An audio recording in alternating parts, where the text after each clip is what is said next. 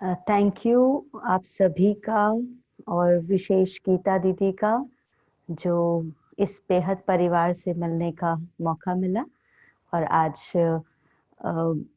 अनेक माइल्स की दूरी को हमने ना तय करके आमने सामने सभी बैठे हुए हैं और बाबा की प्यारी मुरली को हम सुनेंगे, क्योंकि मुरली ब्राह्मण जीवन का श्वास है और ये हमारी खुराक भी है। तो एवरी डे रोज रोज बाबा हमें मुरली के द्वारा बातचीत भी करता है, तो हमें शक्तिशाली भी बनाता है, गाइड भी करता है, तो हमारे साथ ना कम्युनिकेट भी करता है। तो बाबा की ये महावाक्य, एक एक महावाक्य जिसको बाबा मुरली के द्वारा बताते हैं कि लाखों करोड़ों का है ये वर्शंस, तो इतने अनमोल वर्शंस हैं जिनको अगर हम देखें तो अपने जीवन में धारण करते हैं तो जीवन हमारी अमूल्य बन जाती है और ऐसा खजाना हम अपने अंदर जमा कर लेते हैं जो ना 21 जन्मों तक वो खजाना हमारे साथ चलता रहता है। तो ऐसा अनमोल खजाना आज बाबा हमारे लिए फिर रत्नागर रत्नों की थालियां भर करके लाए हैं। आज विशेष बाबा ने हमारी जो विशेष धारणा है ना, इस ज्ञान की जो विशेषता है, पवित्रता, जिसके ऊपर बाबा ने आज विशेष हाईलाइट किया है, अपनी वृत्ति को, अपनी दृष्टि को, अपनी कृति को पवित्र बनाना। क्योंकि ब्राह्मण हम बने हैं और ब्राह्मण शूद्र से ब्राह्मण बने हैं अगर हम, तो अपने आप को प्योरीफाई करने के लिए, डेटी देवता जैसा यानी कि प्योर बनाने के लिए बने हैं। तो पवित्रता उसका मुख्य आधार है। देवताएं देवता क्यों हैं? वो भी तो बाबा कहते हैं वो भी दो आंख हाथ पैर हमारी जैसे जैसे शरीर है ऐसा ही शरीर वाले हैं, लेकिन उनकी पूजा होती है। तो क्यों होती है पूजा? उनकी पवित्रता के कारण उनकी पूजा होती है। तो इसीलिए देवी और देवता कहे जाते हैं, वो मनुष्य भी नहीं कहे जाते हैं। उनको है मनुष्य ही, लेकिन उनको मनुष्य नहीं कहा जाता क्योंकि वो दैवी गुणों से संपन्न है और 100% प्योर है। इसीलिए उनकी पवित्रता की पूजा भी होती है और वो देवी और देवता कहे जाते हैं। तो बाबा हम बच्चों को ऐसा देव तुल्य बनाने आए हैं, देवी और देवता दैवी साम्राज्य में ले जाने के लिए आए हैं। इसीलिए बाबा हम बच्चों को आज फिर सावधान कर रहे हैं और अटेंशन खिंचवा रहे हैं मुरली के द्वारा कि हमें पवित्रता को एकदम प्रायोरिटी पर रखना है और उस हाईएस्ट स्टेज को अचीव करना है। दूसरी बात बाबा ने बताई है कि कैसे ब्रह्मा सो विष्णु बनते हैं और विष्णु सो ब्रह्मा बनते हैं। ये वंडरफुल टॉपिक है। बाबा कहते किसी को भी समझाना है तो इस टॉपिक पर समझाओ कि कैसे ब्रह्मा विष्णु बनते हैं और विष्णु कैसे ब्रह्मा बनते हैं। इट मीन्स सारे ड्रामा का साइकिल जो है कैसे चलता है, कैसे आत्मा का उत्थान होता है, आत्मा का कैसे पतन होता है। ये फुल स्टोरी है इसके अंदर। तो ये स्टोरी एक्सप्लेन करने की बात बाबा ने विशेष रूप से बताई है ताकि आत्मा के अंदर ये अवेयरनेस, जागृति आए कि हम क्या थे और हम क्या बन गए और हमें फिर से क्या बनना है। तो इसीलिए बाबा इस टॉपिक पर भी हम बच्चों को आज समझा रहे हैं और विशेष अभ्यास जो आत्मिक स्वरूप का जो हमारा इसका आधार है, पवित्र बनना है, तो उसके लिए जो फाउंडेशन है ना, पूरे ज्ञान का जो सार है वो एक पॉइंट पर है और वो है अपने को आत्मा समझो और परमात्मा को याद करो ना। मूल ज्ञान सारा ये है, अपने को आत्मा समझो और परमात्मा को याद करो। बस इतना सा ज्ञान है और उसके साथ बाकी सारी चीजें सपोर्टिंग है इस वाली स्थिति को अचीव करने के लिए ना। तो अपने को आत्मा समझो, परमात्मा को याद करो, ऐसी कोई भी मुरली नहीं होगी जिसमें ये बात ना आती हो। एवरी डे का ये हमारा जो अभ्यास है ये सबसे इम्पोर्टेंट है कि अपने को देह नहीं आत्मा समझना।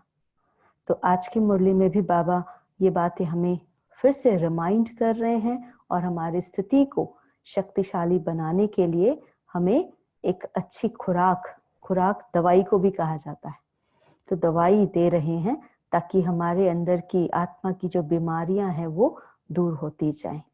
तो बाबा के शब्दों में ही सुनते हैं।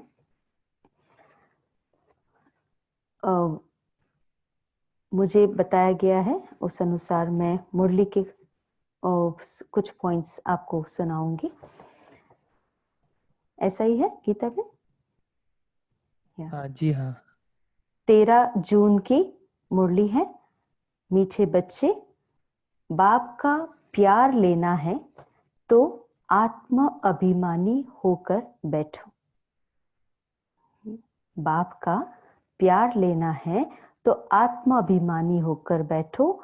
बाप से हम स्वर्ग का वर्षा ले रहे हैं, इसी खुशी में रहो। तो बाप का प्यार लेना है तो आत्माभिमानी होकर बैठो। इस लाइन पर चिंतन करिएगा। क्यों? क्योंकि जैसा जो होता है, शिव बाबा तो निराकार है ना, अब उसका प्यार लेना है। अगर हम बॉडी कॉन्शियस में हैं तो कैसे ले सकेंगे, है ना? बॉडी कॉन्शियस होगा तो कनेक्शन तो जुड़ेगा नहीं। जैसे एक वायर भी होती है, एग्जाम्पल जो कोर्स में बताते हैं सभी को कि भाई वायर से वायर कनेक्ट करना है तो ऊपर का रबर कोटिंग निकालना पड़ेगा। अगर रबर कोटिंग है तो वायर तार से तार कनेक्ट नहीं होगी और पावर सप्लाई नहीं होंगी। इसी तरह से अगर हम बॉडी कॉन्शियस में हैं और शिव बाबा ना, वो तो सोल है, सुप्रीम सोल है, उससे अगर हम कनेक्ट होना चाहते हैं तो बॉडी के कॉन्शियस को भूलकर सोल कॉन्शियस बनना होगा, तब उसका प्यार अनुभव कर सकेंगे। और बाप से हम स्वर्ग का वर्षा ले रहे हैं, इस खुशी में रहो, बाबा कहते हैं। प्रश्न है, संगम युग पर तुम ब्राह्मण से फरिश्ता बनने के लिए कौन सी गुप्त मेहनत करते हो? उत्तर है, तुम ब्राह्मणों को पवित्र बनने की गुप्त मेहनत करनी है। तुम ब्रह्मा के बच्चे संगम पर भाई बहन हो। भाई बहन की गंदी दृष्टि रह नहीं सकती। स्त्री पुरुष साथ रहते दोनों अपने को बीके समझते हो। इस स्मृति से जब पूरा पवित्र बनो तब फरिश्ता बन सकते हैं। तो पवित्रता ही तो फाउंडेशन है। अगर फाउंडेशन ही खत्म हो जाएंगी, फाउंडेशन ही कमजोर होगी, तो उसके ऊपर जो भी बिल्डिंग बनाएंगे, कितनी भी बड़ी बनाए, वो टूट जाएंगी ना, ढह जाएगी, क्योंकि फाउंडेशन स्ट्रांग नहीं।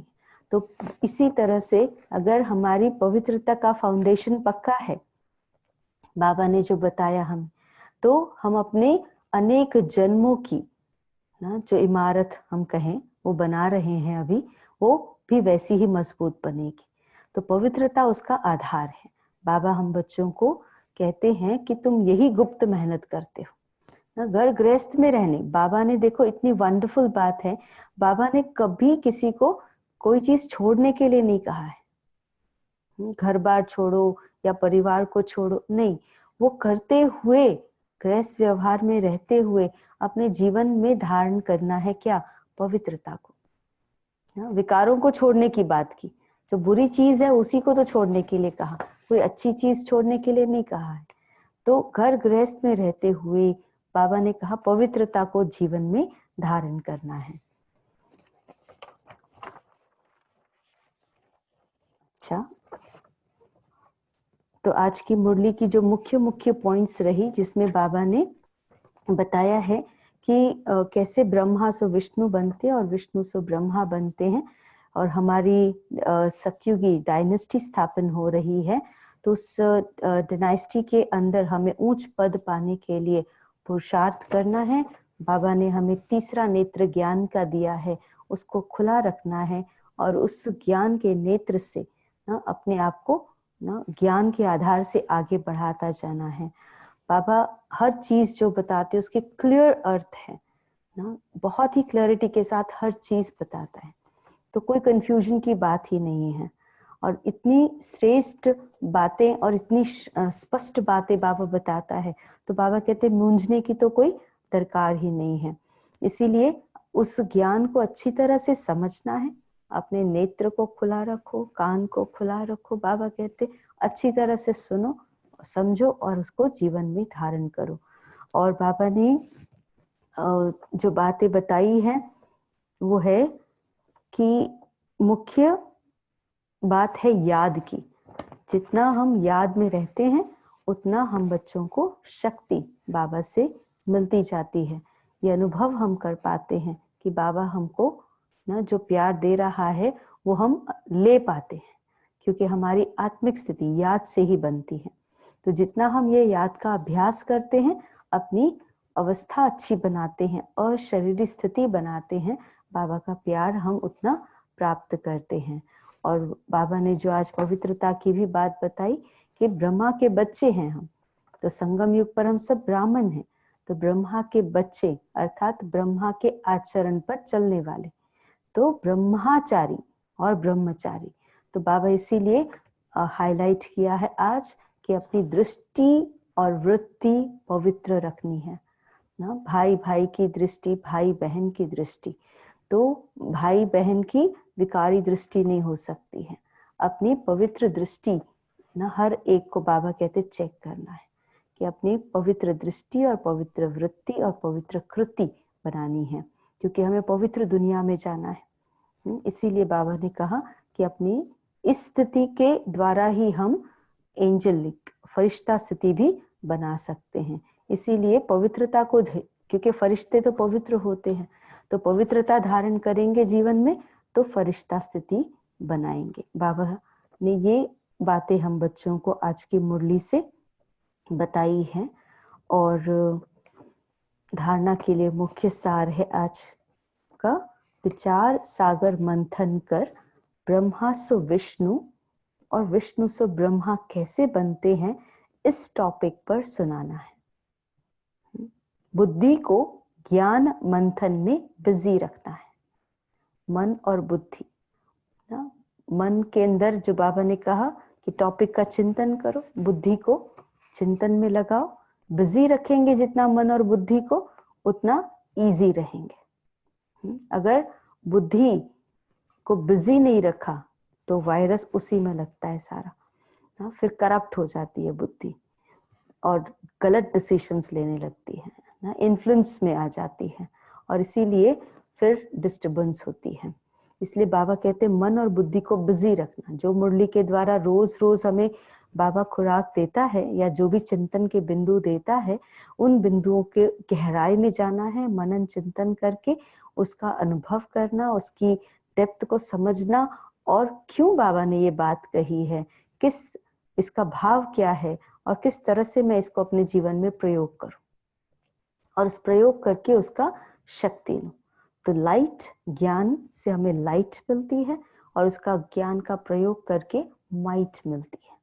इसलिए बाबा कहते बुद्धि को ज्ञान मंथन में बिजी रखो, जिससे बुद्धि भी शक्तिशाली बनेगी और सही निर्णय लेगी। दूसरा पॉइंट बाबा ने बताया, राजाई पद प्राप्त करने के लिए ज्ञान और योग के साथ साथ आप समान बनाने की सर्विस भी करनी है। अपनी दृष्टि बहुत शुद्ध बनानी है। खुद भी राजा बनना है तो अपनी प्रजा भी तो बनानी पड़ेगी ना, है ना। इसीलिए सेवा भी करनी है। और सेवा बाबा ने हमें सिर्फ वाचा सेवा की बात नहीं करी है, लेकिन अलग अलग प्रकार की सेवाएं बताई हैं। मन से भी हम सेवा कर सकते, जिसको हम मनसा सेवा कहते। वाणी के द्वारा सेवा करते हैं, उसको हम वाचा सेवा कहते हैं। ऐसे ही कर्म द्वारा सेवा, हम कोई दूसरे को सहयोगी बनकर उनको ना इस तरह से सेवा दे सकते हैं। और अपने अच्छे व्यवहार द्वारा भी हम सेवा करते हैं। तो इस तरह से हर चीज सेवा करती है। हम रोज क्लास में जाते हैं, वो भी एक सेवा का साधन होती है। ऐसे कई अनुभव हमने देखे हैं। जैसे सुबह सुबह हम क्लास में जाते, डायरी पेन लेकर के, व्हाइट ड्रेस पहन करके जाते हैं, तो हमको लगता है हम तो अपनी रूटीन फॉलो कर रहे हैं, लेकिन जिस रास्ते से हम जा रहे हैं वहां पर हमें कितने लोग देख रहे हैं।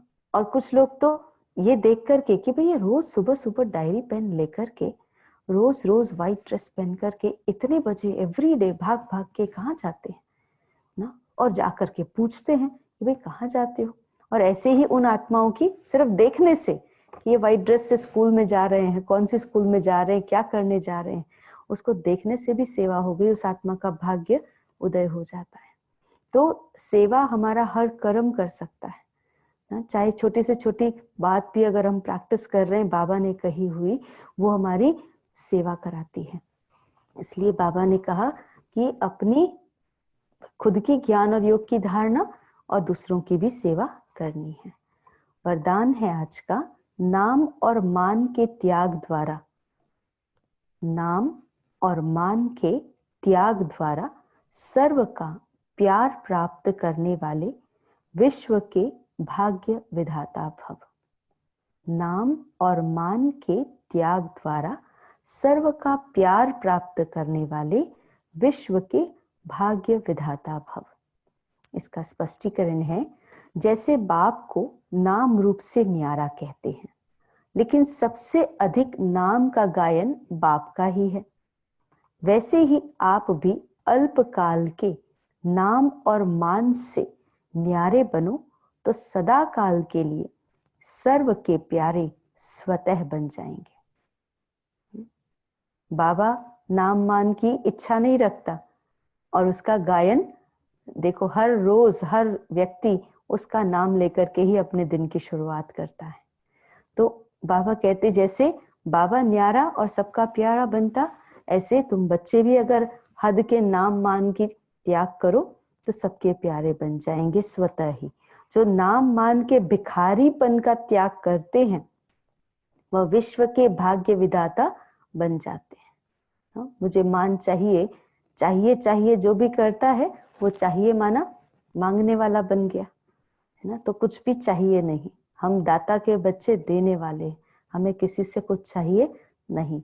कर्म का फल तो स्वतः आपके सामने संपन्न स्वरूप में आएगा, इसीलिए अल्पकाल की इच्छा मात्रम अविद्या बनो। कच्चा फल नहीं खाओ, उसका त्याग करो तो भाग्य आपके पीछे पीछे आएगा। त्याग करना है तो त्याग भाग्य बनाता है। कच्चा फल खा लेंगे तो क्या होगा, एक तो टेस्टी भी नहीं होता, वो कड़वा होता है ना। पका हुआ फल तो मीठा होता है, कच्चा फल तो कड़वा होता है। और दूसरा, कोई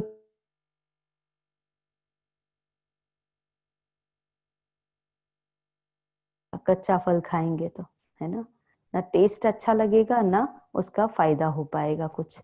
इसी तरह से बाबा कहते हैं कि नाम मान शान का कच्चा फल अगर खाएंगे तो फिर वहां पर भी हमें ऐसे ही रिटर्न मिलता है। अपने अच्छे कर्म पर हमें ध्यान रखना है और उस अच्छे कर्म पर विश्वास भी रखना है, उसका फल भी अच्छा ही मिलने वाला। इसके लिए हमें पेशेंस का भी प्रयोग करना होता है।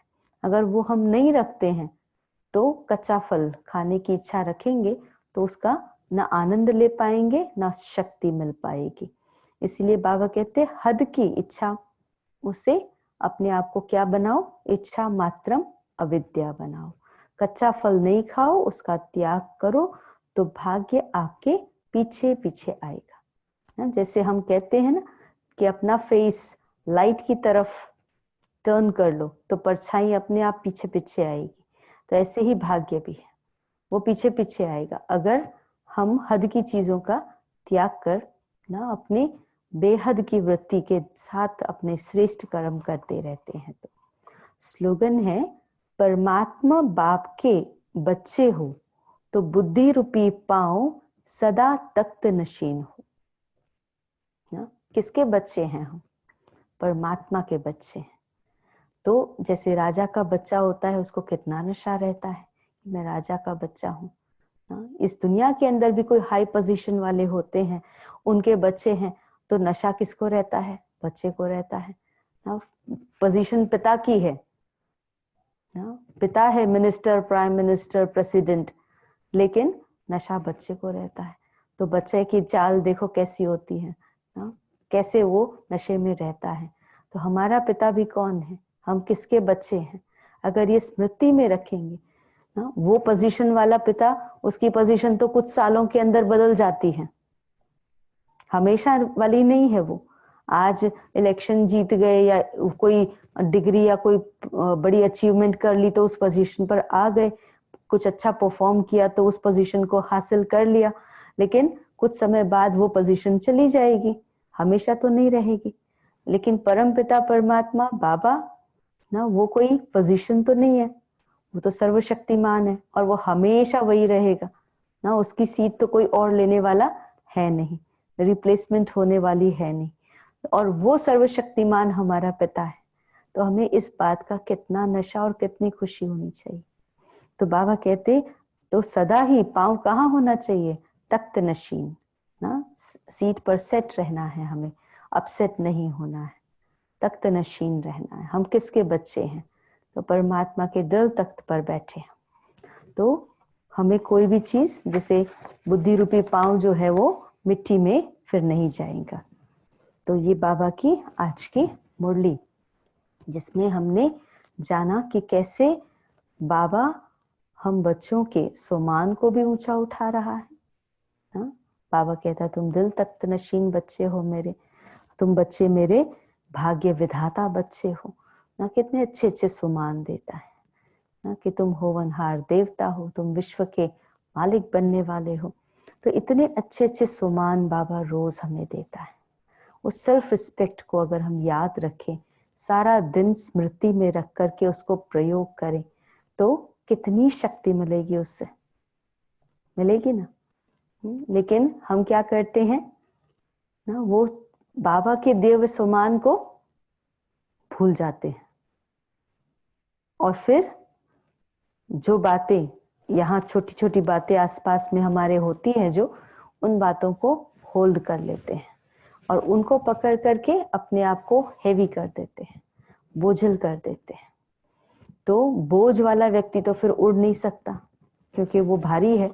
तो जो भारी चीज को ऊपर फेंका जाएगा तो रिटर्न होकर के वो नीचे ही आएगी ना, वो तो ऊपर जा नहीं सकती है ना। जो चीज हल्की होगी वही ऊपर जाएंगी। इसीलिए हमें भी अपने आप को बर्डन फ्री करना है, हल्का रखना है।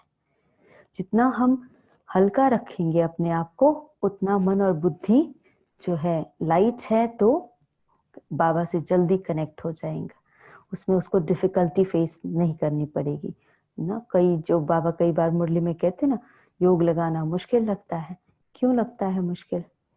उसका रीजन यही है कि हम अपने आप को इतना छोटी छोटी बातों से ना बोझिल कर देते हैं, जिस कारण से मन भारी हो जाता है और वो भारी मन उड़ नहीं सकता। तो हल्का रखना है अपने आप को। मन और बुद्धि जितना लाइट होगा उतना कनेक्ट होगा। पास्ट या वेस्ट से अपने आप को फ्री रखना। जितना हम पास्ट और वेस्ट से अपने आप को फ्री रखेंगे, प्रेजेंट में रहेंगे ना, पावरफुल रहेंगे, उतना कनेक्शन भी हमारा पावरफुल होगा बाबा से। फिर हमें योग लगाना नहीं पड़ेगा, योग लगा रहेगा। तो याद करना नहीं पड़ेगा, उसकी याद अपने आप ठहर जाएंगी। तो ये अभ्यास की बात है। हमारा काम सिर्फ क्या है, अपने पर अटेंशन रखना। हमारी अटेंशन जो है, वैसे भी कहते हैं ना, रास्ते पर जब ड्राइव कर रहे हैं ना, तो वो कभी कभी हम रोड पर पढ़ते हैं, वो सिग्नल, वो साइन बोर्ड्स कभी कभी लिखे होते हैं वहां पर कि भाई जरा सा भी ध्यान हट जाता है, नजर हटी और दुर्घटना घटी, है ना। दुर्घटना कब होती है, एक्सीडेंट्स कब होते हैं?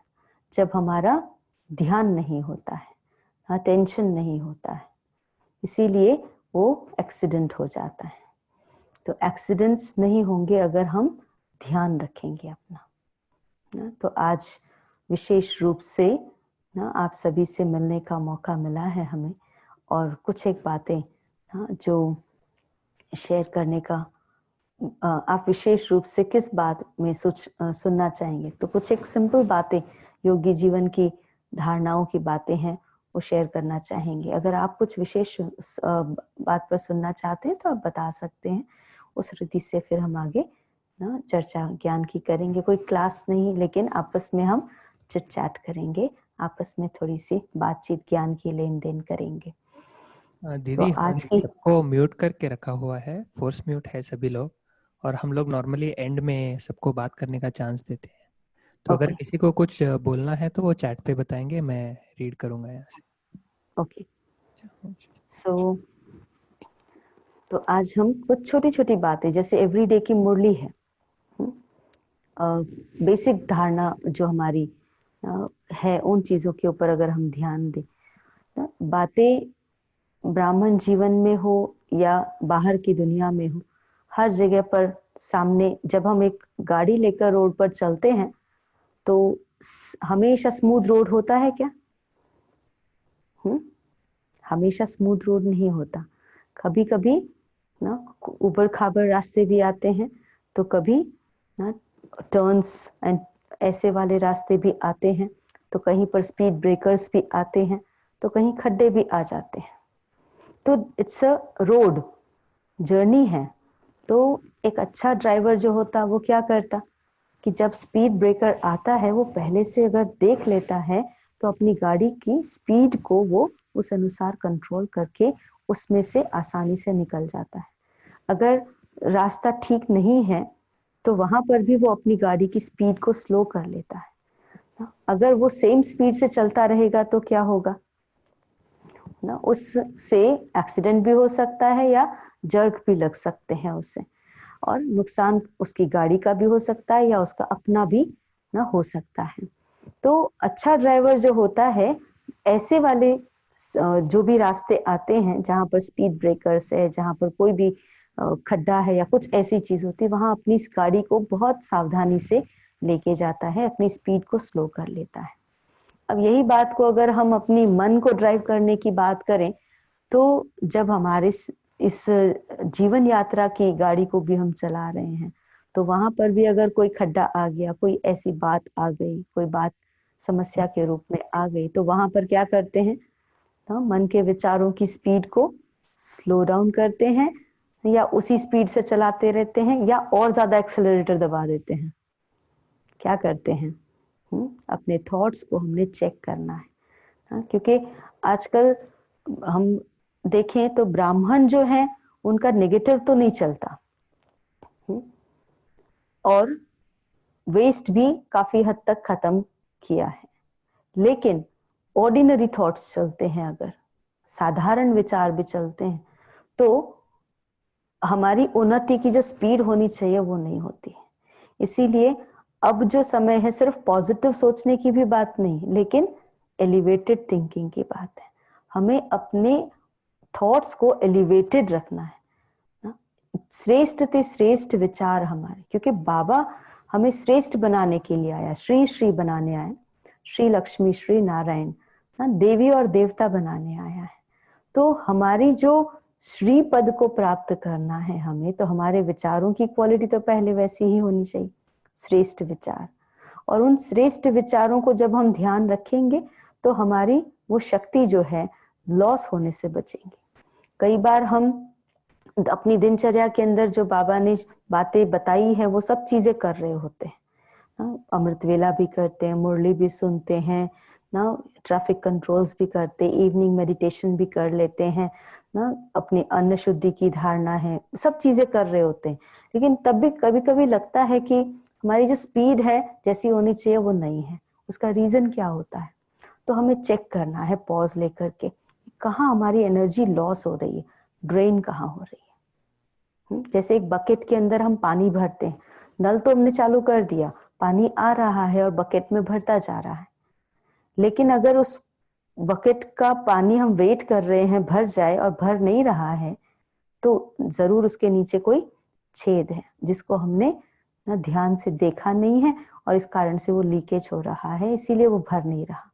इसी तरह से हमारे अंदर भी हमें चेक करना है कि कोई भी ऐसी चीज है ना जो हमारी एनर्जी ड्रेन कर रही है, लीकेज है कुछ, चाहे वो कोई भी पुराना संस्कार हो, कोई आदत हो, कोई ऐसी चीज हो ना, समझो इरिटेट ही होते हैं ना, या थोड़ा बहुत गुस्सा आ जाता है, या कोई भी ऐसी कंफ्यूजन वाली थॉट्स होती है, ऐसी कोई भी चीजें हैं अंदर में, तो वो पुराना संस्कार कोई भी होगा वो हमारी एनर्जी ड्रेन करेगा। इसीलिए हमें उस लीकेज को स्टॉप करना है।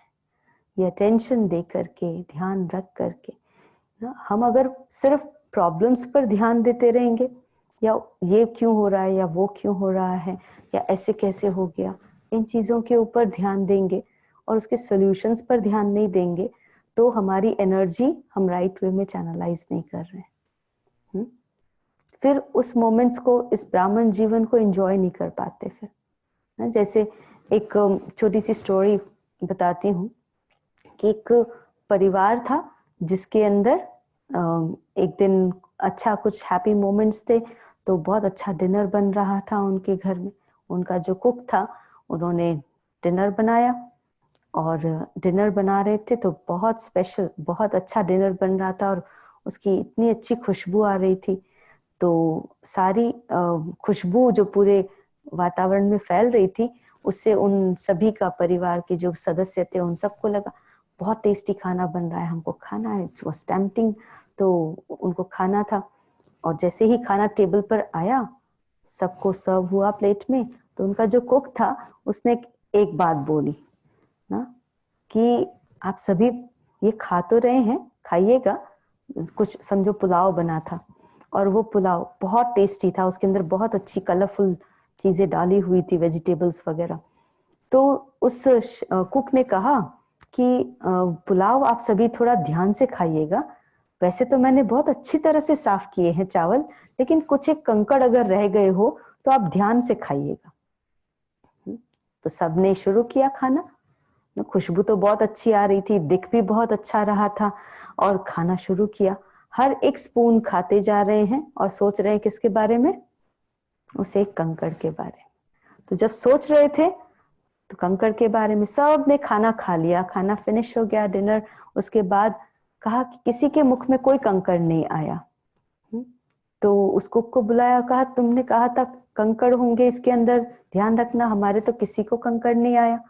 तो कहते हैं हाँ, मैंने कहा तो था, मैंने अच्छी तरह से साफ किया है, फिर भी अगर रह गया हो कंकड़ तो देख लेना। इसीलिए ध्यान से खाने के लिए कहा। तो सारा ध्यान, कहते अरे हमारा तो सारा ध्यान उस कंकड़ के ऊपर ही चला गया, तो इतना अच्छा टेस्टी पुलाव का टेस्ट हम नहीं ले पाए। तो हम ऐसे ही कहीं पर कुछ कर लेते हैं, अपने कोई ऐसी संस्कार या कोई ऐसी कोई बात में अटक जाते हैं, कोई प्रॉब्लम में अपने आप को एंटेंगल कर लेते हैं, जिस कारण से और सारी चीजें होती है उसका आनंद नहीं ले पाते हैं, फिर शक्ति नहीं ले पाते हैं।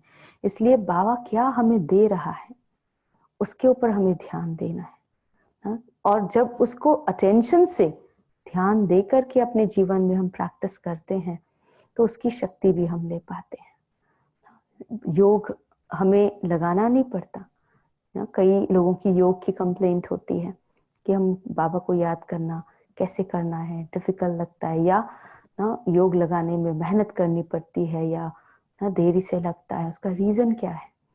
तो अभी हम दीदी, गीता दीदी से कभी कभी सुनते हैं, जो शरीफोट में, जिनको बाबा भी याद करता है, तो दीदी से कभी हमारी बात होती तो दीदी कहते हैं कि जब याद नहीं है तो याद का जो आधार है वो निश्चय होता है। तो चेक करना है अपने निश्चय को, और याद अगर शक्तिशाली बनानी है तो उसके लिए जो है हमें अपनी अवस्था को अशरीरी बनाना। अब मैं आत्मा हूं ये निश्चय करना, जो आज बाबा ने भी मुरली में हमको कहा कि आज बाबा ने कहा कि बाबा से प्यार लेना है तो क्या करो, अशरीरी बनो, अपनी अशरीरी आत्मिक स्थिति का अभ्यास बढ़ाना है। तब हम उस परमात्मा की शक्ति या प्यार या जो भी वाइब्रेशंस हमें लेने हैं वो रिसीव कर पाएंगे। इसलिए अशरीरी अवस्था पहली चीज चाहिए योग के लिए। दूसरी चीज जो बताई वो है एकाग्रता की शक्ति को बढ़ाना ना। एकाग्रता हमारी कितने समय की, जो ट्रैफिक कंट्रोल्स हैं वो एक्चुअली चेक पॉइंट्स है हमारी एकाग्रता की शक्ति के, कि हम कितना जल्दी अपने आप को हर चीज से विड्रॉ करके ना एकाग्र होकर के आत्मिक स्थिति में स्थित हो पाते हैं ना। और जितना ये हम उस ट्रैफिक कंट्रोल के समय पर चेक करें, हम जितना जल्दी अपने आप को कर पाते हैं, मतलब हमारी जो नेचुरल सोल कॉन्शियस स्टेज होनी चाहिए उसकी अभ्यास अच्छा है। लेकिन पूरा 2 मिनट या 3 मिनट का ट्रैफिक कंट्रोल है ना उसके समझो 100 सेकेंड्स तक भी, 120 सेकेंड्स तक भी ना हम बुद्धि को एकाग्र ही नहीं कर पाए ना, तो हमें अपनी अवस्था के लिए और ज्यादा अभ्यास करने की जरूरत है। तो सेकंड में डिटैच होना, सेकंड में परमात्मा के साथ कनेक्ट होना, ये हमारा अभ्यास हमको बढ़ाना है। एकाग्रता की शक्ति इसके लिए विशेष रूप से बैठ करके योग अभ्यास करने की जो बात करते हैं, इसीलिए बाबा कहते हैं कि बैठ करके योग का अभ्यास करें। और जो तीसरी बात योग के लिए, वो शुभ चिंतन की बात है। हमारे संकल्प में जितनी शुद्धता होगी, श्रेष्ठता होगी, उतना हमारे योग की क्वालिटी ना अच्छी होंगी। क्योंकि पावरफुल योग करना है, हमें शक्तिशाली योग करना है और अनुभूति करनी है योग के अंदर, तो योग तो तभी लगेगा जब हमारे संकल्पों में इतने शक्ति होगी, जितने शुद्ध होंगे। तो अपने संकल्पों की शुद्धि पर हमें ध्यान देना है ना? तो जब हम संकल्प की बात करते हैं तो संकल्प हमारे जो शक्तिशाली हैं, लेकिन उनको हम कैसे यूज कर रहे हैं, हमारे संकल्पों की इन्वेस्टमेंट कहाँ चल रही है सारे दिन में, वो हमें चेक करना है। सिंपल सा एक 24 आवर्स का टाइम साइकिल बना करके हम चेक कर सकते हैं कि हम सारे दिन में ना, आप ये होमवर्क करिएगा, प्रैक्टिस करके देखिएगा, अपने एक पेपर पे ड्रॉ करिएगा सर्कल, और सर्कल के अंदर ना रात्रि 12 से लेकर 6, 12, 6 ऐसे करके पूरा 24 आवर्स का साइकिल बनाइएगा। और आप कितने बजे उठते हैं, उठने के बाद क्या करते हैं, किस तरह से ना योग का समय, आपका तैयार होने का समय, मुरली का समय, स्टडी का, व्हाटएवर, एक्सरसाइज का, एवरीथिंग, सारे चक्र के अंदर 24 आवर्स में आप क्या करते, सुबह उठने से लेकर के रात्रि सोने तक, सारे दिन में आप क्या करते हैं, उसको उस पूरे सर्कल में आप लाइंस बना करके देखना।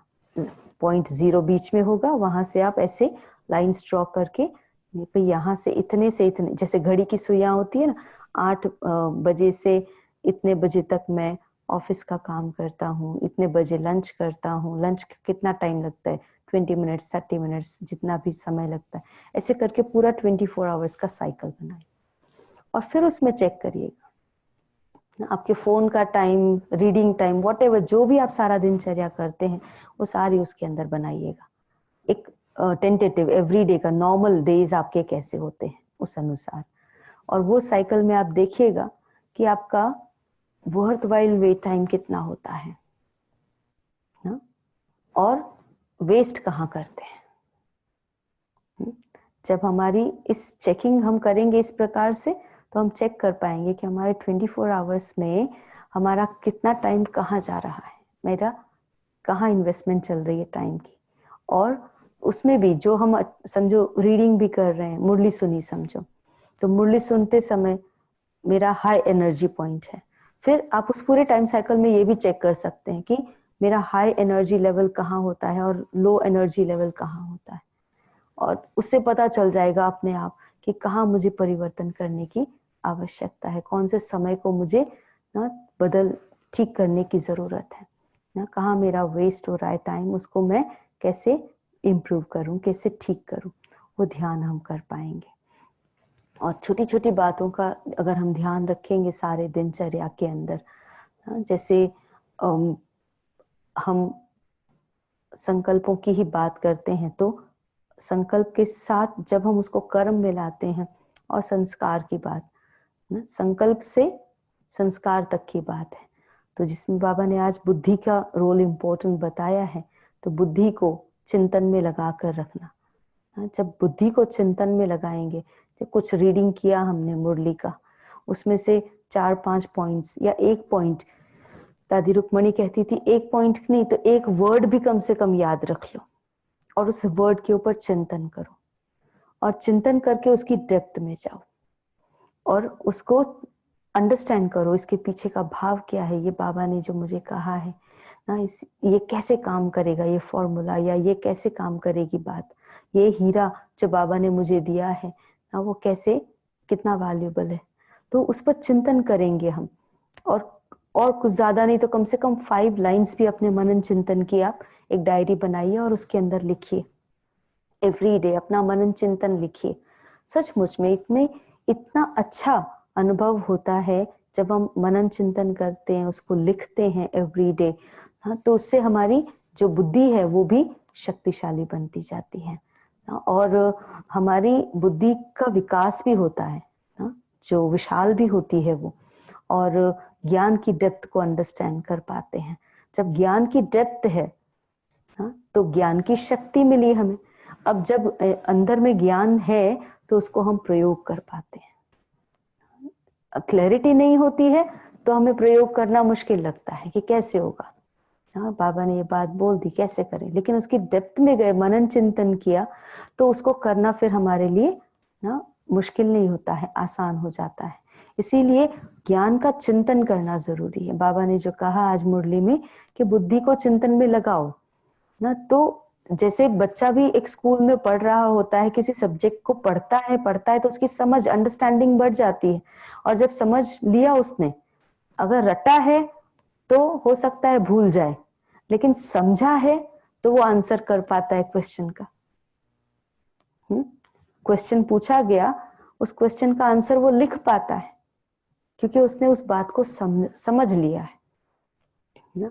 तो रीडिंग नहीं सिर्फ करनी है हमको ना, या सिर्फ रटा नहीं मारना है, या सिर्फ हमें पॉइंट्स नोट करने नहीं लेने हैं ना। कई लोग डायरी में नोट कर लेते हैं, फिर वो बंद कर लेते हैं डायरी, और फिर वो डायरी कब खुलती है?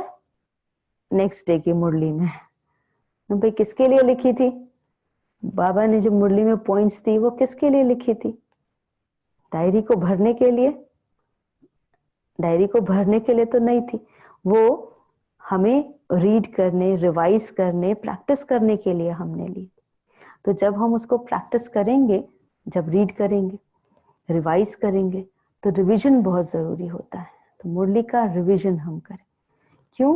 क्योंकि हम स्टूडेंट हैं, और हम स्टूडेंट हैं, जैसे आज बाबा ने मुरली में बताया, तुम्हें विश्व का मालिक बनना है।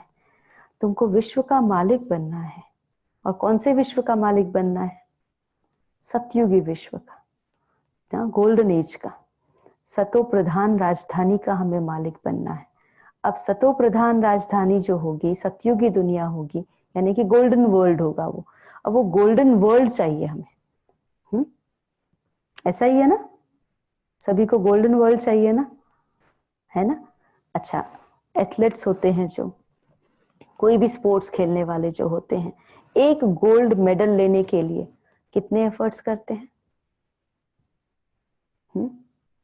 कितनी मेहनत करते हैं एक गोल्ड मेडल को प्राप्त करने के लिए?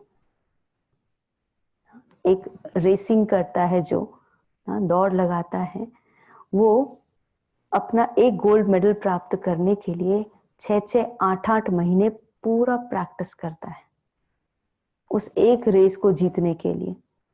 7 महीने, 8 महीने पूरा डेडिकेशन के साथ रोज 16-16 घंटे प्रैक्टिस करते हैं। चाहे वो टेनिस खेल रहे हैं, चाहे वो रेस कर रहे हैं, चाहे वो स्विमिंग करते हैं, जो भी स्पोर्ट्स खेल रहे हैं उसमें मेडल लेना है उनको, तो वो क्या कर रहे हैं? 16-16 घंटा प्रैक्टिस कर रहे हैं। 1 ग्राम खाना ज्यादा नहीं खाते, 1 मिनट ज्यादा सोते नहीं है। इतनी मेहनत करते हैं, इतनी मेहनत करते हैं। कई बच्चे हमारे संपर्क में आते हैं यहाँ ORC में, तो मिलते हैं तो उनसे बात करते हैं तो बताते हैं कि हम इतना घंटा पढ़ते हैं, हम इतना। एक बच्चा है वो कहता है मैं 20 आवर्स पढ़ता हूँ, सिर्फ 4 आवर्स मेरी नींद होती है, बाकी समय मेरा जो है 20 से अराउंड 18 से 20 घंटे मेरे पढ़ने में जाते हैं। तो एक मेडल लेने के लिए, एक डिग्री लेने के लिए इतने घंटे पढ़ाई वो कर रहा है। और आप देखें, नहीं उनका कोई सोशल गैदरिंग्स, कोई पार्टीज नहीं, कोई ऐसी चीजों में नहीं इन्वॉल्व होते। क्यों? भाई मेडल लेना है, डिग्री लेनी है। कितनी मेहनत कर रहे हैं 1 साल का, 1 डिग्री या 1 मेडल लेने के लिए, 1 गोल्ड मेडल लेने के लिए इतनी मेहनत। और अगले साल फिर अगर गोल्ड मेडल लेना है तो फिर से मेहनत करनी पड़ेगी, अपने ही रिकॉर्ड को भी ब्रेक करना पड़ेगा, या दूसरे कॉम्पिटिटर से भी कॉम्पीट करना पड़ेगा। दूसरे साल भी अगर मेडल चाहिए तो। और हमें क्या चाहिए? गोल्डन वर्ल्ड चाहिए, और वो भी कितने समय के लिए? 21 बर्थ के लिए, 21 जन्म के लिए, जिस रिकॉर्ड को कोई ब्रेक नहीं कर सकेगा। 21 बर्थ के लिए वो हमारा ना हमारी दुनिया होगी, जहां कोई भी आकर के इंटरफियर नहीं करेगा ना। सतयुगी दुनिया का राज बाबा कहते तुम बच्चों को मिलेगा। तो वो एक गोल्ड मेडल लेने के लिए 16 घंटे प्रैक्टिस कर रहे हैं। हम गोल्डन वर्ल्ड के लिए कितना प्रैक्टिस कर रहे हैं? हमारा कितना अटेंशन है? हाँ, ये हमें ध्यान रखना है। बाबा कहता है 8 घंटा सो, 8 घंटा अपनी नौकरी करो, 8 घंटा तो मुझे याद करो। बाबा कहते कम से कम इतना तो करो, है ना। अब हमें अपने आप को चेक करना है। उस गोल्डन वर्ल्ड में जाने के लिए मेरे एफर्ट्स क्या है, मुझे अपने आप को ना कौन सी पोजीशन पर लेकर जाना है, मेरे एफर्ट्स भी वैसे होने चाहिए। जब हम उस पर ध्यान रखेंगे तो जरूर हम आगे ना अपनी इम्प्रूवमेंट करते जाएंगे, क्योंकि जो अपने को चेक करेगा वो अपने को इम्प्रूव भी करेगा, चेंज भी करेगा ना। तो चेकिंग इसलिए बाबा जो चार्ट लिखने के लिए कहते हैं वो इसीलिए कहते हैं, क्योंकि चेकिंग रोज की हो रही है हमारी। अगर रोज हम चेकिंग कर रहे हैं और हमारा ग्राफ ऐसे जा रहा है तो हम और मोटिवेट होंगे। अगर ऊपर नीचे हो रहा है तो वहां पर भी अटेंशन जाएगा ना, भाई ये डाउनफॉल हो रहा है, क्यों यहाँ पर एनर्जी क्यों लो हुई, चलो यहाँ से अपने आप को ठीक करना है। तो चार्ट लिखने से ये भी फायदा होता है। इसलिए हम एवरी डे अपना चार्ट भी लिखें, और हर एक अपना चेकिंग चार्ट खुद ही बना सकता है ना, क्योंकि हर एक को अपनी अवस्था खुद पता है। तो अपने चेक पॉइंट्स बनाइए ना, हमें किस पर काम करना है, कौन से गुण को धारण करना है, कौन से शक्ति की कमी है उसको बढ़ाना है, उस पर हम अभ्यास करें ना। अब अवगुणों को एक एक को निकालने की मेहनत नहीं ना, हमें अपने गुण और शक्ति पर काम करना शुरू कर देना है। जब हम अपने गुण और शक्ति पर काम करते हैं तो अवगुण अपने आप ही खत्म हो जाते हैं, उस पर हमें मेहनत करने की जरूरत नहीं है। क्योंकि अगर अंधेरा है तो अंधेरे को भगाने के लिए केवल एक स्विच ऑन करना होता है, या एक मोमबत्ती कैंडल जलानी होती है, तो रोशनी आ गई तो अंधेरा अपने आप खत्म हो जाता है। यही कहते हैं ना, what is darkness? Absence of light है। ऐसे ही व्हाट इज वीकनेस? कमियां क्या है, गलतियां बुराइयां क्या है? वो अच्छाइयों को हम यूज नहीं कर रहे हैं, वही तो कमी है ना। जब हम अपनी अच्छाइयों को यूज करेंगे तो कमियां अपने आप खत्म हो जाएंगी। तो हमें अपनी उस अच्छाइयों को, आत्मिक गुणों को बस यूज करना सीखना है। जितना ज्यादा हम यूज करेंगे उतना वो जो वीकनेस है अपने आप खत्म हो जाएगी। उसके लिए हमें कुछ भी करने की जरूरत नहीं है, मेहनत करने की जरूरत नहीं है एक एक कमी को निकालने की, लेकिन हमें सिर्फ अपने गुण और शक्ति पर काम करना है। इसलिए बाबा भी रोज हमें क्या याद दिलाता है कि भाई तुम कौन हो? तुम शांत स्वरूप आत्मा हो, तुम विश्व की आधार मूर्त आत्मा हो, तुम ना सतयुगी देवी देवता हो, है ना, तो होवनहार देवताएं हो। रोज हमें ऐसे सुमान याद दिलाता है कि भाई हमारे अंदर की दैवी गुणों को हमने शक्तिशाली बनाना है। तो जो बनना है उन चीजों को देखना है और उस पर ध्यान देना है, उसकी प्रैक्टिस करनी है। जब उस पर प्रैक्टिस करेंगे तो अपने आप वो चीजें ना समझ में भी आती जाएंगी और उसकी शक्ति भी मिलती जाएंगी। इसीलिए कोई भी टेस्ट पेपर्स आए तो उससे हमें घबराना नहीं होता है, क्योंकि कोई भी टेस्ट आएगा तो वो किस लिए आता है? हमें नेक्स्ट लेवल पर ले जाने के लिए, नेक्स्ट क्लास में ले जाने के लिए। इसलिए घबराना नहीं है। हम वीडियो गेम भी खेलते हैं ना, बच्चे खेलते हैं ना वीडियो गेम, तो एक लेवल से दूसरा लेवल जो है वो डिफिकल्ट वाला ही आता है ना, इजी वाला तो नहीं आता। अगर इजी इजी इजी आ जाए, next next next next level easy आते जाएंगे तो वो गेम उसको बोरिंग लगेगा, कहेंगे ये तो बोरिंग है, छोड़ दो, वो खेलेगा ही नहीं। तो नेक्स्ट लेवल और डिफिकल्ट हार्ड वाला जब वो क्रॉस करता है तो उसको और खुशी होती है, इंजॉय करते हैं गेम। ऐसे ही जीवन के अंदर भी हमारे ना, जब माया की कोई भी आए चीजें तो उससे हमें घबराना नहीं है, लेकिन अच्छा अब मेरे लेवल और बढ़ाना है, अच्छा सहन शक्ति इतनी आ गई मेरे अंदर, अच्छा अब नेक्स्ट लेवल का टेस्ट आएगा ना, उससे ऊपर वाला ही आएगा, उससे कम वाला नहीं आएगा, उससे नेक्स्ट लेवल वाला ही हमें टेस्ट देना है। इसीलिए टेस्ट से घबराना नहीं है, लेकिन जितने हम पावरफुल बनते जाएंगे वो टेस्ट दे करके, उतने नेक्स्ट क्लास में जाएंगे उतने पावरफुल बनते जाएंगे, उतनी हमारी अंडरस्टैंडिंग बढ़ गई है, उतना हमारा स्टैंडर्ड ऊपर हो गया है। तो अपने उस ऊंचे स्टैंडर्ड के लिए अपने उस अभ्यास पर हमें ध्यान देना है, प्रैक्टिस पर ध्यान देना है। जितना हम प्रैक्टिस करते रहेंगे उतना शक्तिशाली बनते रहेंगे। प्रैक्टिस छोड़नी नहीं है। अब इस प्रैक्टिस के अंदर मूल बातें जो आती है, कौन सी चीजें आती है जो हमारी प्रैक्टिस को जो है वो स्लो डाउन कर देती है। तो दादी गुलजार जो बताते हैं वो है एक बाजी जो सबको आती है ना। कौन सी बाजी है वो? बहानेबाजी। दादी गुलजार कहती हैं कि छोटे से छोटे बच्चा भी होगा ना या बूढ़ा हो, युवा हो, कोई भी हो, सबको ये बाजी खेलनी आती है। कौन सी? बहानेबाजी। दादी बहुत अच्छा बोलती हैं ना कि अगर कहेंगे कि और आध्यात्मिकता की राह पे चलने में ही ज्यादा बहानेबाजी करते हैं, है ना। लौकिक में होगा, अगर कोई समझो कि भाई कोई मेहमान आ गए ना, तो उनके साथ कहीं पर जाना है घूमने या कहीं पर ना कोई चीज, भाई मेहमान आए वो तो नॉन बी के है ना, तो उनके साथ तो जाना पड़ेगा ना। तो कहेंगे भाई वो समझो कहीं पर जा रहे हैं कोई चीज देखने के लिए, तो कहेंगे उनके साथ तो जाना पड़ेगा ना, तो बहाना बनाते। जब उनको यहाँ पर आने के लिए कहेंगे तो कहेंगे कि भाई आना तो चाहते हैं, अच्छा तो लगता है, लेकिन ये समस्या है, तो वहां बहाना बना देते हैं। छोटे बच्चा भी बहाना बनाता है। एक छोटे बच्चे को पूछा कि भी तुमको बहाना बनाना आता है? तो कहते हैं हाँ मुझे तो बहुत अच्छा आता है बहाना बनाना। तो कहते हैं कैसे बहाना बनाते हो? तो कहते हैं जब मैंने कहा सबसे मुश्किल जो काम लगता है ना मुझे, स्कूल जाना ना, तो जब स्कूल का टाइम होता है ना जाने का, तो माँ से क्या कहते हैं ना, मम्मी मेरे ना पेट में दर्द हो रहा है ना। बुखार है नहीं कहेंगे, क्या कहेगा? पेट में दर्द हो रहा है। क्यों बुखार नहीं कहता? क्यों नहीं कहते हो? कहते कि उसका तो थर्मामीटर होता है ना, उसे तो चेक कर लेगी मम्मी, इसीलिए पेट दर्द बता देता हूँ ना। तो और ही माँ क्या करती है ना, प्यार करती है, क्यों पेट दर्द हो रहा है, और ही चिंता करती है, और उतनी देर में स्कूल का टाइम खत्म हो जाता है।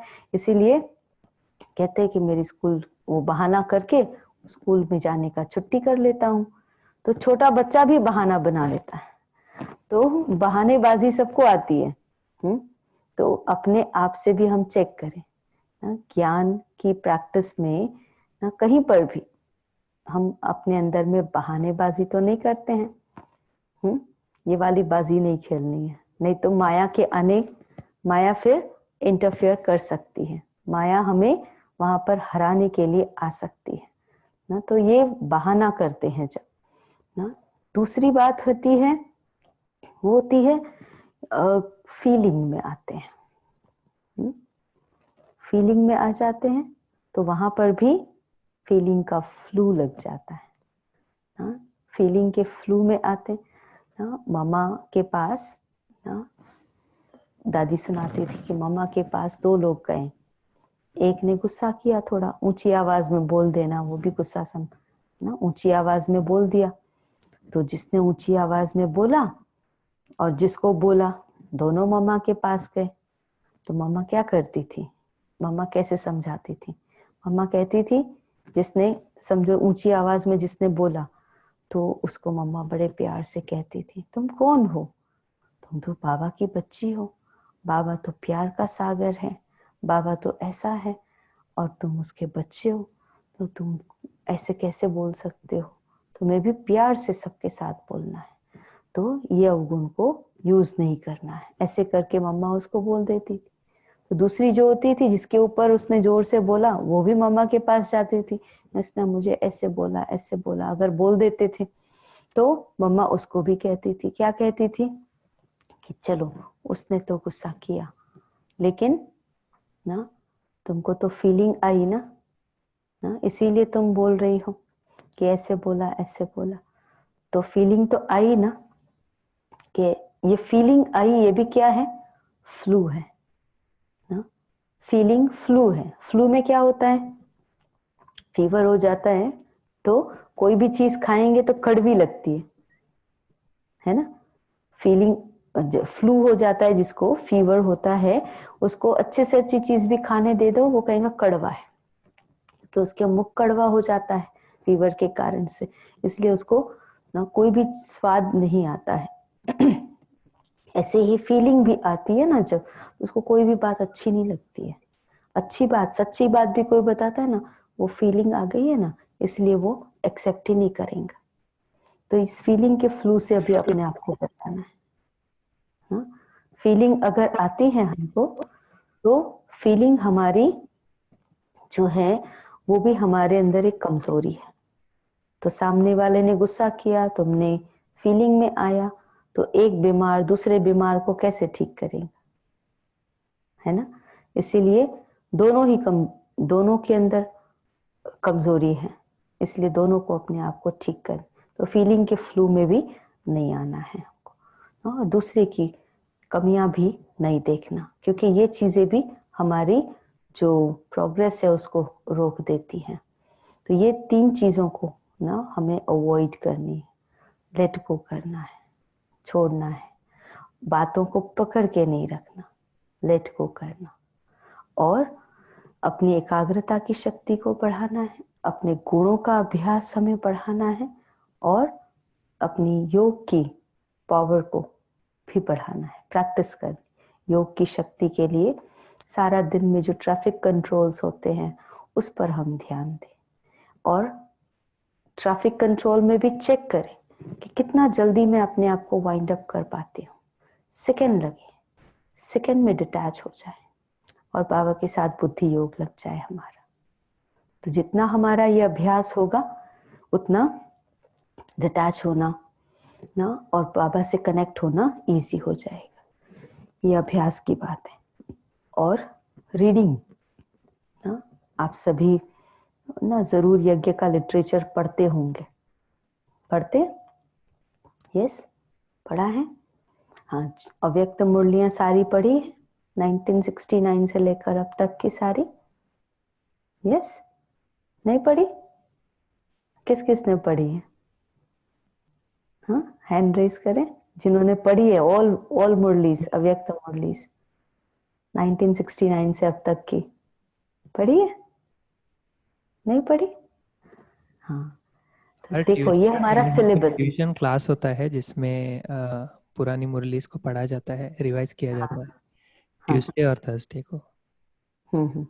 ओके। तो ये सेल्फ स्टडी, चलो ये तो आपकी कलेक्टिव स्टडी होती है, ठीक है, लेकिन सेल्फ स्टडी हमारा एवरीडे का टाइम होना चाहिए। जैसे रोज की मुरली तो आप रीड करते होंगे, है ना, ऐसे रोज की एक अव्यक्त मुरली को भी रीड करने का अपना बना लीजिए टाइम टेबल। क्योंकि ये हमारा सिलेबस है ना। अगर एक बच्चा एग्जाम दे रहा है तो उसने अगर अपना सिलेबस ही कंप्लीट नहीं किया, पढ़ा नहीं है, तो वो एग्जाम में पूछे गए क्वेश्चन को आंसर कैसे कर पाएगा, है ना। वो कहेगा ये तो आउट ऑफ सिलेबस क्वेश्चन है। अरे उसने खुद सिलेबस पूरा नहीं पढ़ा, तो कैसे पता चलेगा उसको कि कौन से चैप्टर से आंसर क्वेश्चन पूछा गया है जिसका मैं आंसर लिखूं? उसने पढ़ा ही नहीं है। तो ऐसे ही बाबा ने ऐसी कोई बात नहीं है जो हमें मुरली में नहीं सिखाई हो। एवरीथिंग, इस दुनिया की हर एक चीज का ज्ञान, पास्ट प्रेजेंट फ्यूचर का, तीनों काल तीनों लोकों का ज्ञान बाबा ने हमें अव्यक्त मुरली साकार मुरली के अंदर दिया है। टोटल ज्ञान, चाहे साइंस हो, चाहे मैथ्स हो, चाहे हिस्ट्री हो, चाहे ज्योग्राफी हो, एवरीथिंग ना, स्पेस की बातें हो या हर चीज बाबा ने सिखाई है हमें, हर चीज उसमें बताई है। कोई भी ऐसी सब्जेक्ट नहीं है दुनिया की, चाहे वो साइकोलॉजी हो, चाहे वो इकोनॉमी हो, चाहे एनी सब्जेक्ट, बाबा ने मुरलियों के द्वारा पढ़ाई है। अगर मैंने पढ़ाई नहीं तो मैं उसको यूज कैसे कर पाऊंगी? इसलिए रीडिंग टाइम, अपना रोज का रीडिंग टाइम अपनी दिनचर्या के अंदर ऐड करिएगा ना। मुरली सुनते हो वो तो है ही स्टडी टाइम, एक होता है स्कूल वर्क, एक होता है होमवर्क, है ना। एक होती है कलेक्टिव स्टडी स्कूल में जाकर जो हम करते हैं, एक होती है पर्सनल स्टडी। ठीक है, तो पर्सनल स्टडी में अपना टाइम देना है। जैसे स्कूल में बच्चा पढ़ता है, उसके बाद ट्यूशंस भी लेता है, उसके बाद सेल्फ स्टडी भी करता है, 3-3 बार पढ़ता है, तो वो अच्छे नंबर्स लेकर आता है। ऐसे हमारी अपनी सेल्फ स्टडी भी होनी चाहिए। सेंटर पर जाकर हमने क्लास सुनी, एक्स्ट्रा क्लासेस भट्टी आदि भी की, अब उसके साथ साथ मेरी सेल्फ स्टडी ना, मेरी सेल्फ स्टडी क्या है उस पर भी ध्यान देना। तो ज्ञान की जो किताबें हैं ना, अब जगदीश भाई जी ने भी जो बहुत सारी मोर देन 200 बुक्स लिखी हुई है, तो कितनी डेप्थ में उन्होंने हर चीज को रिसर्च करके लिखा हुआ है। तो उन किताबों को पढ़ने का भी आप अपने समय दें ना। बाबा की जीवन कहानी तो पढ़ी होगी सबने, पढ़ी है, जीवन कहानी तो पढ़ी होगी कम से कम, है ना। नहीं पढ़ी हो तो उसको पढ़िएगा। और अभी अव्यक्त मम्मा का मास चल रहा है, जून में आए, 24 जून को स्मृति दिवस होता है मम्मा का। तो आज या कल में जैसे भी आपको, आपके पास मम्मा की किताब हो, मम्मा के साथ के अनुभवों की किताब, उसको पढ़िए, या फिर मम्मा की मुरलियां हैं उसको पढ़िए। कितनी आपको डेप्थ में उसकी समझ में आएगी। तो मम्मा के साथ के अनुभव को सुनेंगे तो उससे भी पता चलेगा कि मम्मा कैसे पुरुषार्थ करती थी। तो इस रीति से हम अपने बड़ों को भी समझ पाते हैं और यज्ञ को भी समझ पाते हैं और ज्ञान को भी समझ पाते हैं। तो ये अभ्यास हम कर सकते हैं। इसलिए एवरीडे का रीडिंग टाइम, कम से कम 10 पेजेस आप पढ़िए एवरीडे के। कोई भी किताब आप ले लीजिए, एवरीडे कम से कम 10 पेजेस पढ़ने हैं और एक अव्यक्त मुरली पढ़नी है। तो ये छोटा सा इन्वेस्टमेंट अगर आप करते हैं, आप देखेंगे अगर ये 10 पेजेस का इन्वेस्टमेंट भी अगर आपने किया और समझो 350 डेज भी पढ़ा या 300 डेज भी पढ़ा, तो पूरे साल के 3000 पेजेस पढ़ लिए आपने। तो कितना सारी पढ़ाई हो गई। And books are the best friends, है ना। इसलिए हम अपनी पढ़ाई को बहुत ध्यान दें। जितना हमारी पढ़ाई पर हमारा अटेंशन होगा, उतनी हमारी बुद्धि जो है बिजी रहेगी, और बिजी बुद्धि होगी वो हमें इजी भी रखेगी, क्योंकि ज्ञान की क्लैरिटी आ गई, डेप्थ आ गई, तो वो हमें इजी भी करती है। इसीलिए आप ये चीज को ऐड अपनी लाइफ में करके देखिए, एक्सपेरिमेंट करके देखिए, क्योंकि एक्सपीरियंस तभी होता है जब हम एक्सपेरिमेंट करते हैं। कोई भी चीज का एक्सपेरिमेंट नहीं करेंगे तो एक्सपीरियंस भी नहीं होगा। एक्सपेरिमेंट जरूर करने होते हैं। योग का भी एक्सपेरिमेंट करें, ज्ञान का भी एक्सपेरिमेंट करें ना। बाबा ने आज ये बात बोली है, चलो इस बात को मैं आज एक्सपेरिमेंट करके देखती हूँ। बाबा ने कहा समझो मुरली के अंदर ना, किसी दिन मुरली में बोला मुख में मुलहरा डाल दो ना, तो कोई गुस्सा करता है उसके सामने बोलो नहीं, एक्सपेरिमेंट करो क्या होता है, देखो उसका रिजल्ट, और एक्सपीरियंस होगा आपको कि सचमुच में देखो कैसे वातावरण फिर शांत हो गया, मैं शांत रही तो सामने वाला भी शांत हो गया ना। तो एक्सपेरिमेंट्स चाहिए, एक्सपेरिमेंट करेंगे तो एक्सपीरियंस होगा ना, बिना एक्सपेरिमेंट के एक्सपीरियंसेस नहीं होते। तो एवरीडे का मुरली से अपने लिए एक एक्सपेरिमेंट ले ले। रोज मुरली की एक बात ऐसी ले, आज बाबा ने पर्सनली मेरे लिए क्या कहा, आज मुझे क्या करना है ना, क्योंकि मुझे स्वर्ग की ओर जाना है ना, सत्युग की दुनिया में। तो व्हाट इज माय, आज का मेरा स्टेप क्या है ना? आज मुझे कौन सा कदम ना लेने हैं, कितने कदम लेने हैं उस सत्युगी दुनिया में आगे बढ़ने के लिए। सत्युग के झाड़ नजर आने चाहिए ना, अगर बढ़ेंगे आगे, कदम रुके हुए हैं एक ही जगह ठहरे हुए हैं तो नहीं। एंड देखो जितना आगे बढ़ेंगे ना, जैसे पहाड़ पे चढ़ते हैं ना, तो जितना ऊंचाइयों पर जाते हैं ना, तो कहते high wind blow on high heels.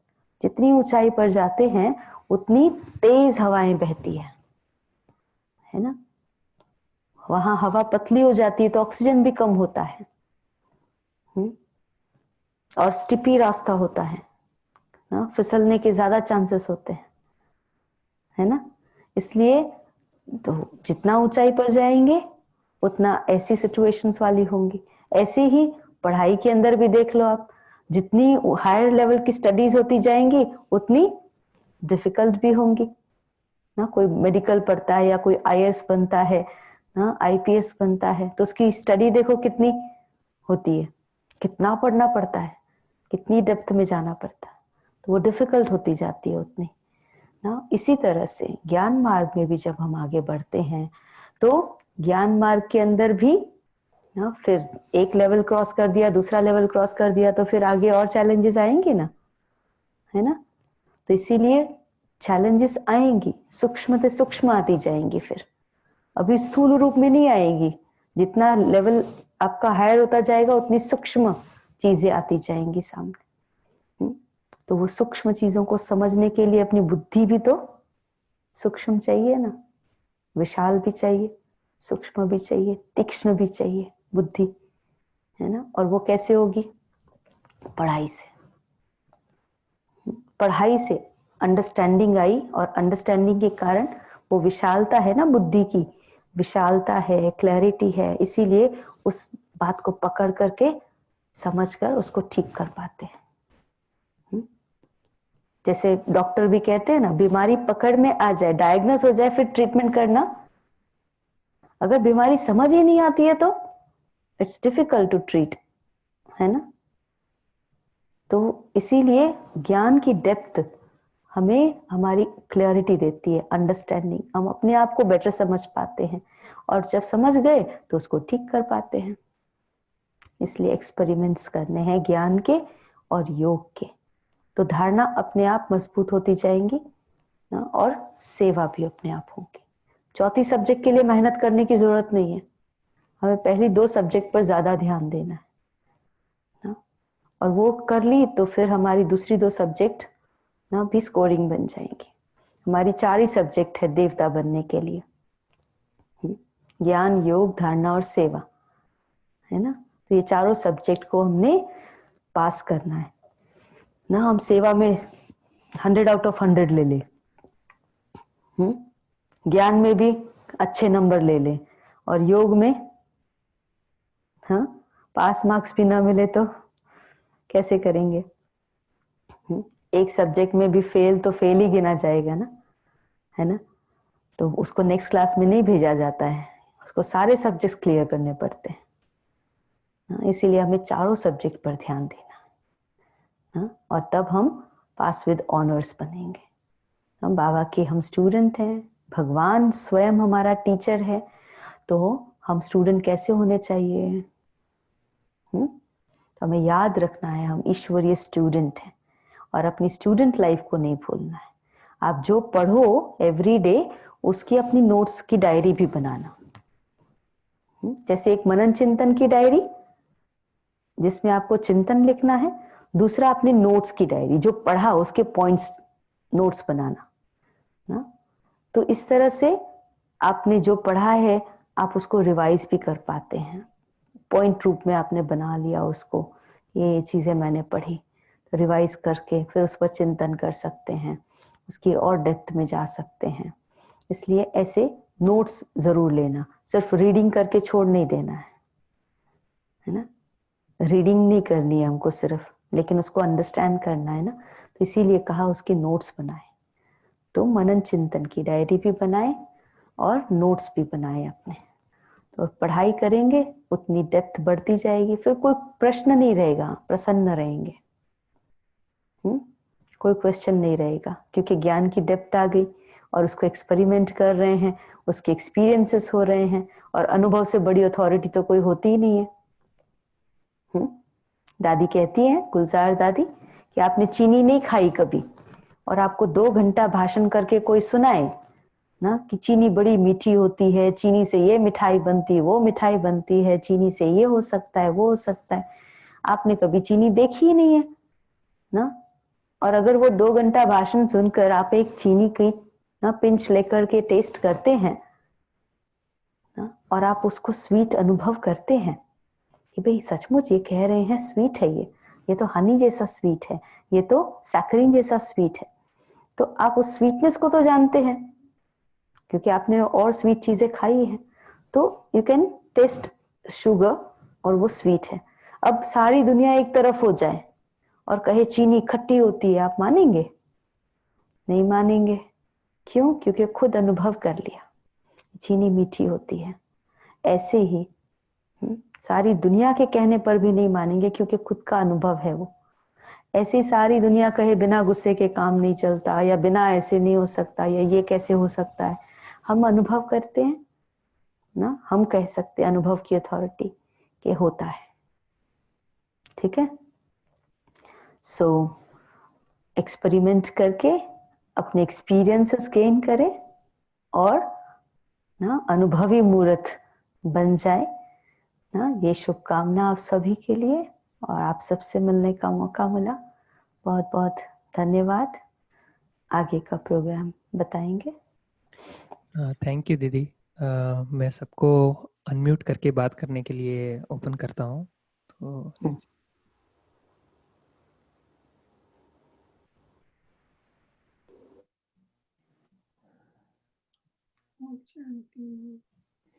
किसी को कोई प्रश्न है तो अनम्यूट करके पूछ सकते हैं।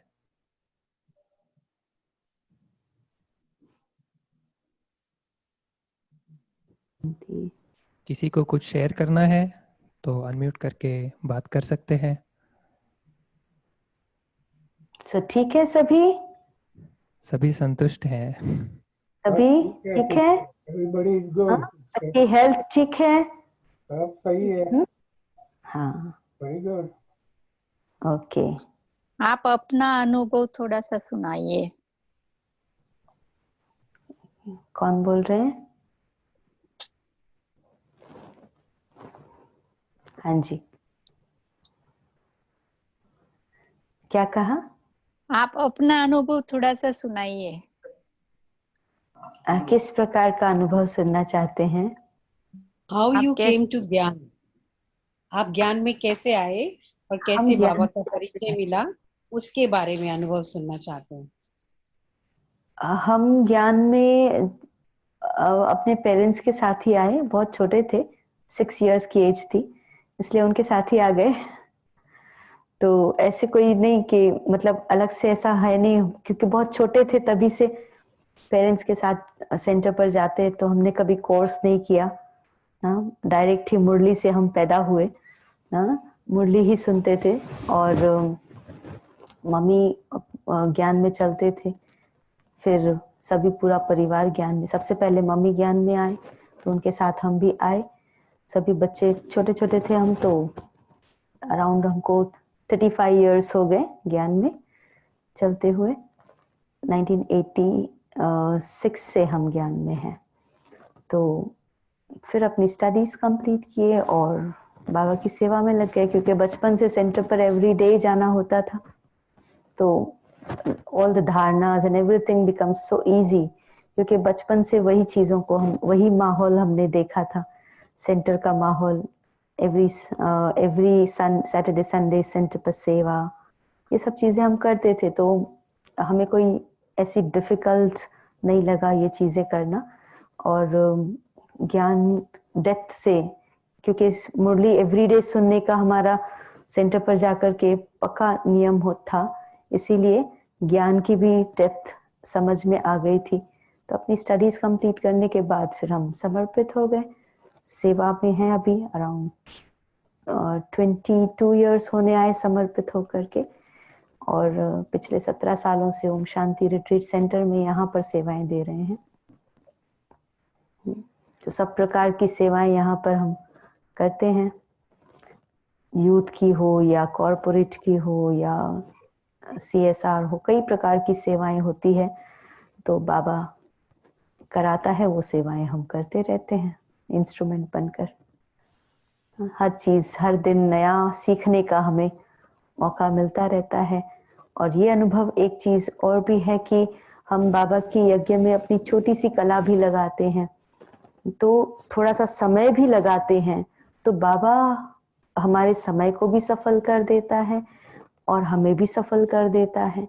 हम एक कला लगाते हैं तो और कई कलाओं से हमें वो ना संपन्न कर देता है। तो इस तरह से सेवाएं भी सीखी और नवीनता कुछ ना कुछ लाते रहते हैं, करते रहते हैं सेवाएं। और दीदी के साथ रहते हैं तो, और बेहद के स्थान पर रहते हैं तो अनेक लोगों से मिलना भी होता है। तो और दीदी के साथ रहते हुए कई चीज़ें सीखने भी मिलती हैं। तो उन सब चीजों का लाभ लेते हैं और सबको देते हैं। शुक्रिया हम्म, शेयरिंग फॉर, शुक्रिया। आप सभी तो ORC विजिट कर चुके हैं। हमने किया है। हाँ, मैंने भी किया है 4 साल अच्छा, पहले, आशा दीदी के साथ मीटिंग भी किया था 4 हाँ हाँ, years ago। मगर एक अच्छा, क्वेश्चन है। हाँ जी, पिछले 10-12 वीक से हमने बहुत सारी सिस्टरों का अनुभव सुना, कलकत्ता से, दिल्ली से, दुबई से, बहुत सारी जगह से, हैदराबाद से। तो कोई कोई सिस्टर का ऐसा भी अनुभव था कि दे हैड प्रॉब्लम, फैमिली उसको जाने नहीं देती है, फिर भी वो हम्म, कम आउट एंड सरेंडर।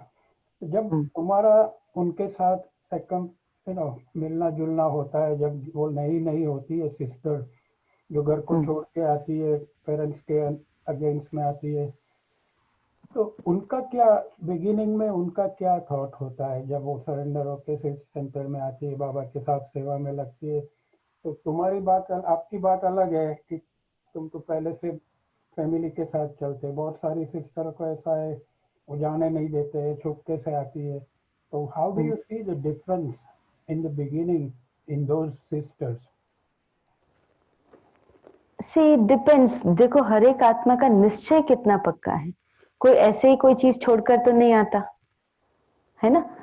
कोई चीज करने की उसको अगर लगन है तो उसने इस चीज को समझा है, जाना है, उसकी इम्पोर्टेंस को अंडरस्टैंड किया है, तभी वो हिम्मत का कदम उठाते हैं, नहीं तो वो नहीं करते ना। इसीलिए उस निश्चय के आधार से करते हैं। तो देखा गया है कि ऐसे लोग जो अपोज करते थे वो भी परिवर्तन हो जाते हैं फिर, क्योंकि वो लोग भी सपोर्टिव बन जाते हैं, हाँ जी। क्योंकि उनकी अपनी जीवन की धारणाएं हैं, है ना। और ज्ञान इतना स्पष्ट है, निश्चय है अगर पक्का, और खुद को क्लैरिटी है। पहली बात, सबसे इंपॉर्टेंट बात जो बाबा कहते हैं ना हमको, कि हमारे अपने निश्चय को चेक करना है कि मुझे कितनी क्लैरिटी है ज्ञान। अब वो चीज क्लियर है अंदर में कि मैं ईश्वरीय ज्ञान है ये, और परमात्मा पढ़ा रहे हैं, मैं परमात्मा का बच्चा हूं। तो ये जो बाबा ने बातें बताई उस पर निश्चय है। उस निश्चय के आधार से जब हम आगे बढ़ते हैं तो वो हमें शक्ति भी देता है, मदद भी मिलती है उसमें, और दूसरे जो भी ऑपोजिशंस होते हैं वो धीरे धीरे वो भी खत्म हो जाते हैं। ऑब्स्टिकल्स जो होते हैं वो वास्तव में कोई ना कोई पुराने हिसाब किताब होते हैं, वो चुप तो हो जाते हैं जब योग की शक्ति यूज करते हैं, ज्ञान का प्रयोग अपने जीवन में करते जाते हैं, तो फिर वो हिसाब किताब चुप तो हो जाते हैं। तो वो जो अपोज करते हैं वो भी ना फिर सेटल हो जाता है अकाउंट, तो सहयोगी बन जाते हैं। Very good, very good.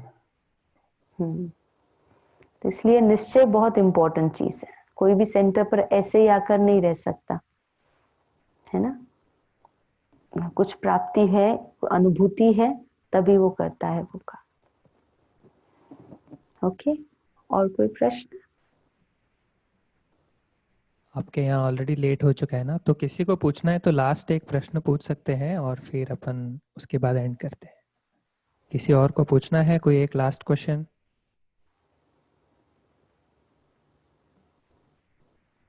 फिर कब आओगे हमारे साथ?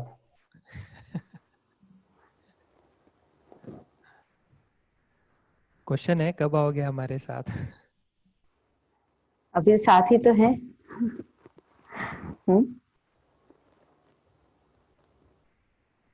ठीक है दीदी, तो अभी हम ओके, गाइडेड मेडिटेशन करें।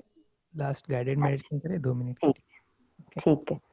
तो गोल्ड मेडल लेना है, हाँ, तो अपनी स्टडी पर सभी ध्यान। गोल्ड मेडल नहीं, गोल्डन वर्ल्ड लेना है ना।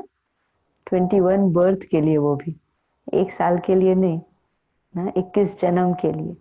तो अपनी स्टडी पर सभी ध्यान देना। हाँ, ओके, ओम शांति। 2 मिनट बाबा की याद में बैठते हैं।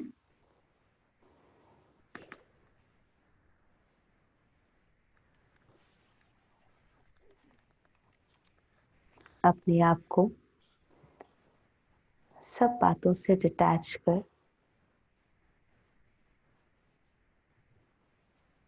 अपने सत्य स्वरूप में स्थित हो जाएं।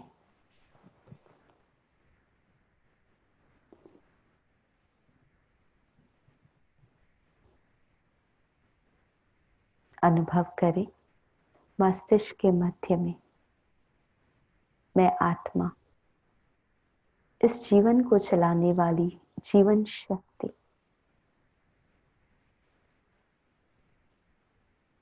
अति शांत, शुद्ध और शक्तिशाली हूं।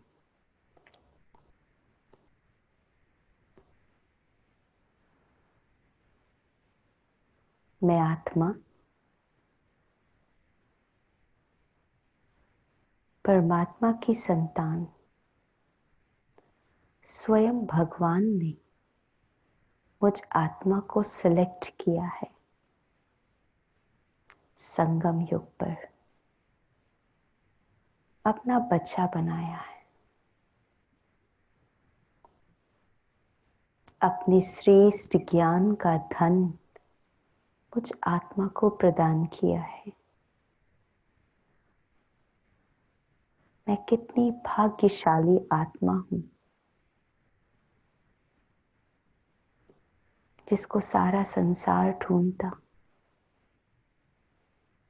उस परम पिता, उस भगवान ने स्वयं मुझे ढूंढ लिया है।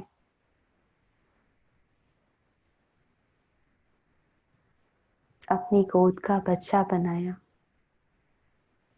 अपने सिर का ताज बनाया, अपने दिल तख्त के आसन पर बिठाया है। रोज बाबा मुझ आत्मा को रत्नों की थालियां भर भर के देता है।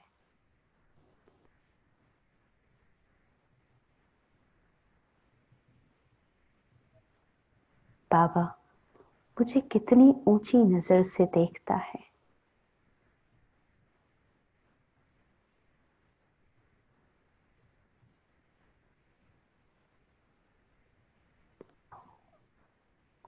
वो प्यार का सागर इस संगम युग पर अपना प्यार मुझ आत्मा पर लुटा रहा है। महसूस करें उस परमात्म प्यार को, परमात्मा प्यार की किरणों रूपी हाथ को अपने मस्तक पर अनुभव करें। मैं जो हूं, जैसी हूं, बाबा मुझ आत्मा को स्वीकार करता, बड़ी स्नेह भरी दृष्टि से देखता, अपने वरदानी हाथ मेरे सिर पर रखकर मुझे वरदानों से भरपूर करता।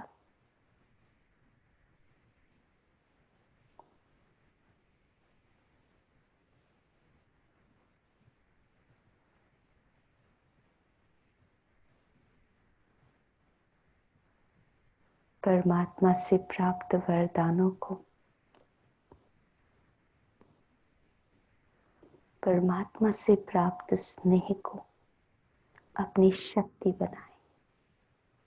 आज सारा दिन उन वरदानों और शक्ति को प्रयोग करेंगे।